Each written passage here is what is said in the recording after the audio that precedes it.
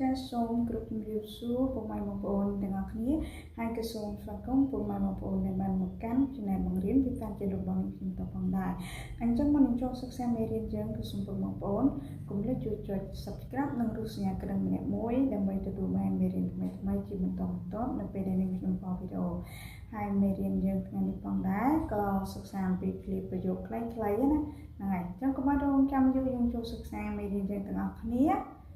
តើនៅមានវិធីផ្សេងទៀតដែរឬទេឬក៏ខ្ញុំចង់សួរគាត់ថា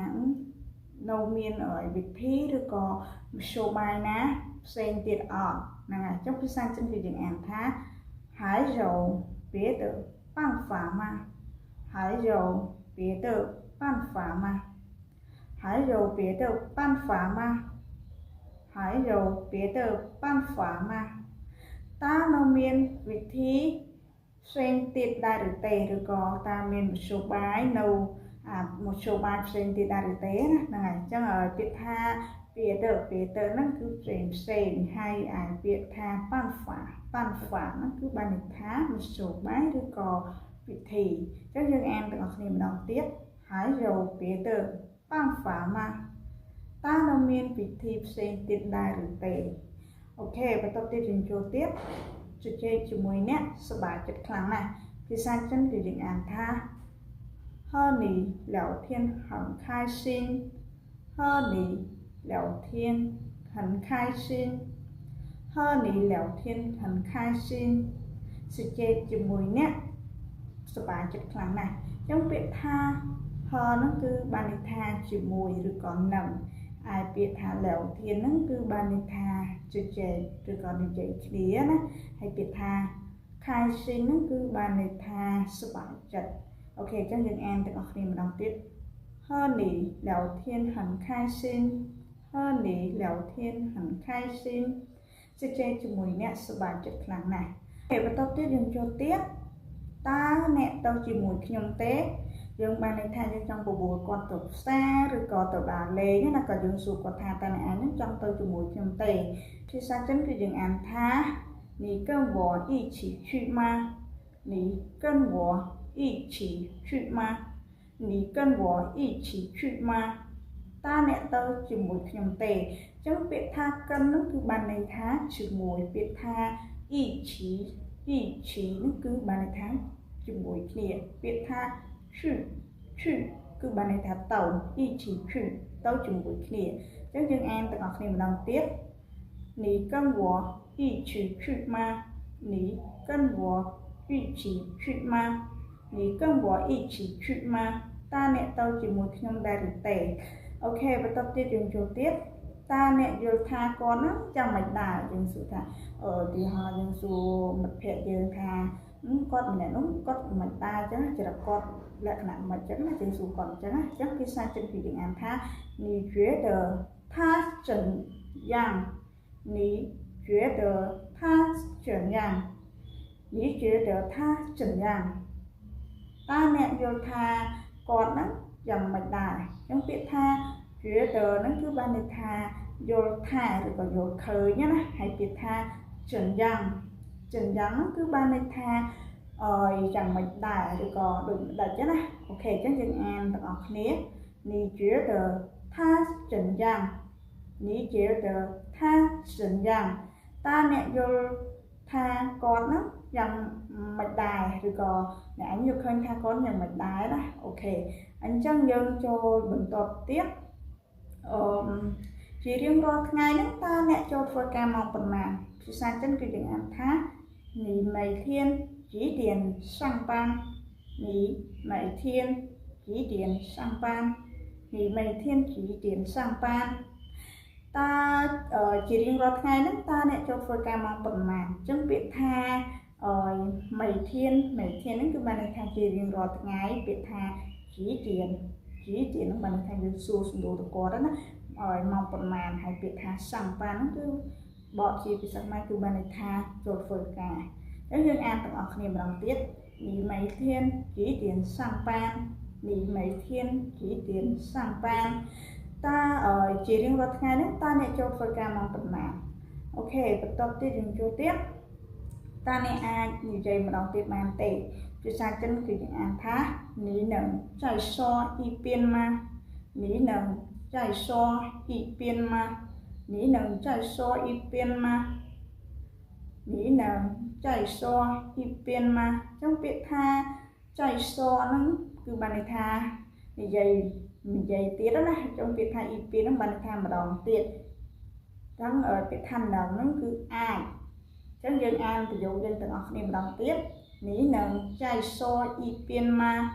នេះនឹងចៃសអ៊ីពៀនម៉ាតើអ្នកអាចនិយាយម្ដងទៀតបានទេអូខេបន្តទៀតយើងជួបទៀតតើពេលណាអ្នកទំនេរឬក៏តើពេលណាអ្នកឯងនឹងមានពេលវេលាទំនេរគេហៅថា free time ហ្នឹងហើយអញ្ចឹងឲ្យភាសាចិនគឺយើងអានថា你什么时候有空你什么时候有空你什么时候有空តើពេលណាអ្នកទំនេរឬក៏តើពេលណាអ្នកឯងនឹង free time អូខេអញ្ចឹងពាក្យថា什么ហ្នឹងគឺបានន័យថាពេលណាហើយឯពាក្យថា有空ហ្នឹងគឺបានន័យថាមានពេលវេលាឬក៏ពេលណាហើយអង់គ្លេសយើងអានថា free time ហ្នឹងហើយអូខេអញ្ចឹងយើងអានប្រយោគយើងទាំងអស់គ្នាម្ដងទៀត你什么时候有空你什么时候有空តើពេលណាទំនេរអូខេបន្តទៀតយើងចូលទៀតតើថ្ងៃក្រោយអ្នកចង់ធ្វើអ្វីយើងសួរគាត់ណាថាថ្ងៃក្រោយឬក៏ថ្ងៃអនាគតអ្នកឯងនឹងចង់ធ្វើអ្វីអញ្ចឹងភាសាចិនគឺយើងញ៉ាំថា你以后想做什么你以后想做什么你以后想做什么តើអ្នកថ្ងៃក្រោយនឹងចង់ធ្វើអ្វីអញ្ចឹងពាក្យថា想做ហ្នឹងគឺបានន័យថាចង់ធ្វើអ្វីណា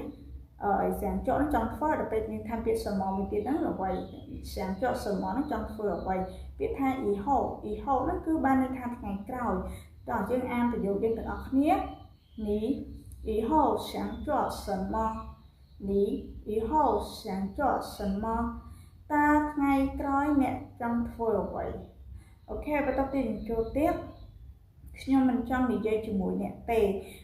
បានន័យថាយើងធុញនឹងគាត់យើងទៅប៉ែនឹងគាត់ដែរឬគាត់ថាយើងធុញជាមួយគាត់និយាយដដែលឬក៏យើងឆ្អប់គាត់យើងខ្លាក់ខ្លាញ់គាត់យើងអត់ចង់និយាយជាមួយគាត់ណាចឹងភាសាចិនគឺយើងអានថា我不想和你说话我不想和你说话说话ហ្នឹងគឺបានន័យថាការនិយាយស្ដីណាហើយពាក្យថាពូសៀងគឺបានន័យថាមិនចង់ហើយហ្នឹងគឺជាមួយអ្នកអញ្ចឹងយើងអានប្រយោគយើងទាំងអស់គ្នាម្ដងទៀត我不想和你说话我不想和你说话ខ្ញុំមិនចង់និយាយជាមួយអ្នកទេឬក៏ខ្ញុំមិនចង់និយាយជាមួយអ្នកឯងទេអ្នកឯងនឹងទៅប៉ែធំណាហ្នឹងហើយអូខេបន្តទៀតយើងចូលទៀតខ្ញុំយល់ពីអារម្មណ៍របស់អ្នកភាសាចិនហ្នឹងគឺយើងអានថា我明白你的感受我明白你的感受យើងបានថាយើងយល់ពីអារម្មណ៍របស់គាត់ដោយថាគាត់កំពុងតែ sad ឬក៏គាត់កំពុងតែពិបាកចិត្តរឿងអ្វីមួយណាក៏យើងបានលួងលោមគាត់ថាខ្ញុំបានយល់អារម្មណ៍ពីអ្នកឯងចេះចោះចឹងណាអញ្ចឹងយើងអានទាំងអស់គ្នាម្ដងទៀត我明白你的感受ចឹងពាក្យថាមីងបាយនេះគឺបានន័យថាយល់គឺក៏យើងស្វែងយល់ពីអ្វីមួយណាយើងបានដឹងបានយល់ហើយពាក្យថា感受នេះគឺបានន័យថាអារម្មណ៍ចឹងយើងអានទាំងគ្នាម្ដងទៀត我明白你的感受អូខេអញ្ចឹងមេរៀនយើងដែលបានសិក្សាអំពីមេរៀនទាំងប៉ុន្មានដែលជាឃ្លាប្រយោគខ្លីៗនេះប្រើប្រាស់ជាប្រចាំថ្ងៃណាក៏អាចប្រើប្រាស់បានសម្រាប់បងប្អូនដែលកំពុងតែសិក្សាភាសាចិន